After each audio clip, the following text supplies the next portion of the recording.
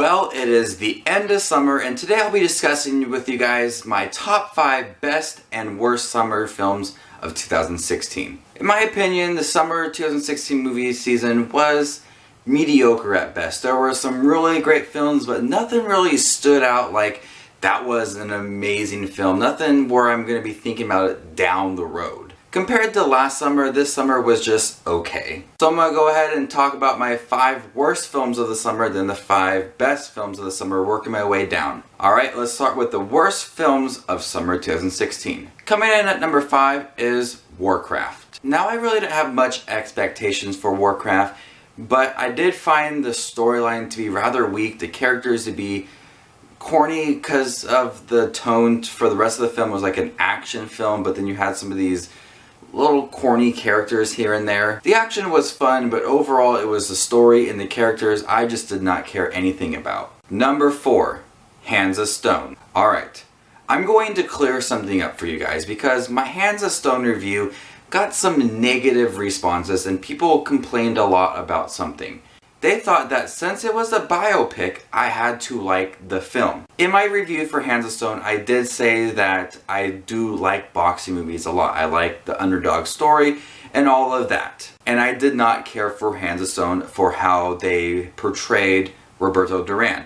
Well, people insisted on telling me that, hey, that's who Roberto Duran was. Yes, that's who he was. That doesn't mean I have to like the movie or the person. I am glad that they showed the truth behind Roberto Duran and how he was as a person, but I just did not care about who he was and his triumphs and all his achievements, because it seemed like the focus of this movie was on how he was more of a person than his achievements in boxing. And also sometimes I root more for Sugar Ray Leonard. People were thinking that I didn't think it was a real person. I said that I liked, movies like Rocky and Creed and movies like that, and they are fake characters. And I do understand that Roberto Duran is a real human being, but just because it is a biopic doesn't mean I have to like the film.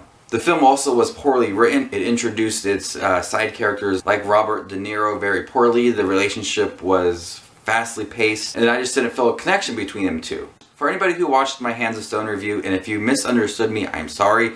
It is a biopic, I understand that. I understand it's a real person. I understand that Rocky is a fictional character, not real. But just because Hands of Stone is a biopic movie doesn't mean I have to like it. And yes, I understand that's who he was as a person, but just because that's who he is as a person doesn't mean I have to like the movie. Moving on.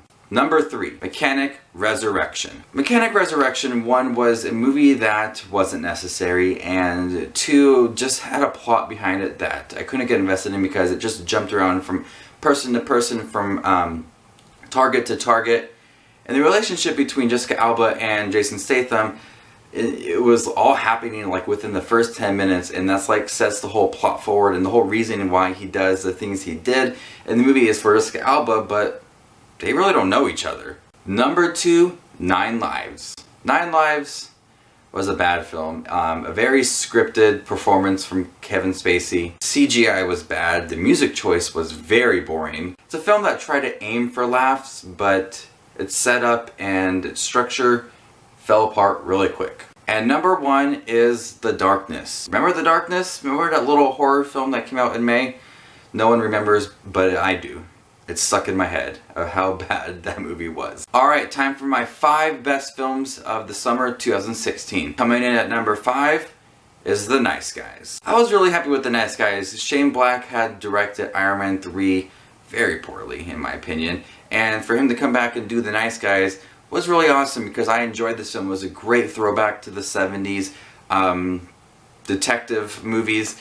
And I do like Ryan Gosling a lot. He's my favorite actor currently working, and I think he paired really well with Russell Crowe. The movie had some really snappy dialogue, characters that were both different but really seemed to understand each other. Coming in at number 4 is Hell or High Water. This was crazy how authentic this movie felt. It was a movie that starred Chris Pine and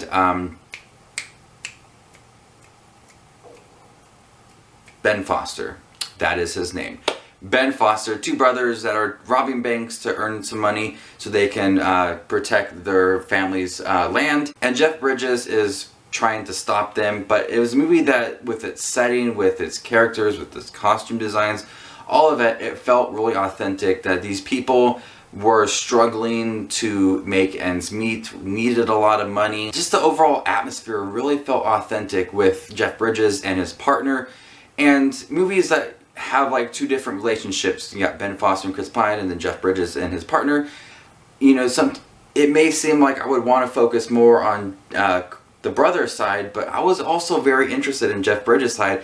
And I think that was really great because I loved all the characters, good or bad. Coming in at number 3 is The Legend of Tarzan. Now I know not a lot of people like The Legend of Tarzan, and I can understand why, but I personally really like this. It had really great visuals, great performances from Alexander Skarsgård, Margot Robbie, and Samuel L. Jackson, who I was really surprised about because I thought he was just going to be like a little minor character, but he had a pretty big role in here, and he was really funny. The action scenes were intense. The movie kept me on the edge of my seat throughout. Overall, it was just a really fun summer film. Coming in at number 2 is Pete's Dragon.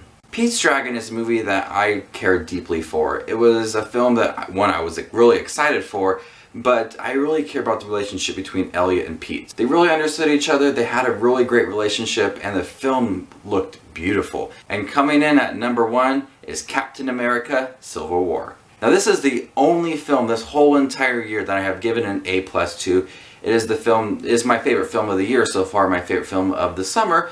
This film I honestly thought it was going to be okay because there's so many superheroes in here, but I think they handled all of them really well. Each person got the screen time that they needed, and some more than I thought they would. The film definitely made me wonder, which side am I actually on? Because going into it, I was Captain America's side, and coming out of it, I was Captain America's side, but I definitely could see the side of Iron Man and his beliefs and his thoughts about the whole situation. I think that was great for the storyline because I just wasn't focused on Captain America and Captain America needs to win, blah blah blah. I actually thought that Iron Man might have a chance, and I'm interested in his side. I want to hear his story, and it made the whole storyline, the whole movie, just very interesting. So there you guys have it, my 5 best films of summer 2016 and the 5 worst films of summer 2016. Now there were some movies I did not get to check out that might have made this list, just because some of them were further away, or I just didn't get a chance to see it. I didn't get a chance to see Ice Age Collision Course. I think that might have made the top 5 worst, maybe number 5. I also wanted to check out Captain Fantastic and Cafe Society. Those were 2 films that I was really interested in seeing this summer, but I just didn't get a chance to see them. So what are your favorite films of the summer, and what are your worst films of the summer? Comment down below and let me know your thoughts on this video and your favorite and worst disliked films of the summer. Thank you guys for watching. As always, it's Just Watch Movies. Subscribe to my channel here on YouTube. You can find my Facebook page at the same name. The link will be down below for that. Summer is over. I can't wait to review more movies for you guys for the upcoming year. There's a lot of great movies coming out this year. A lot of ones I'm excited for. So this is Just Watch Movies, and you stay classy, YouTube.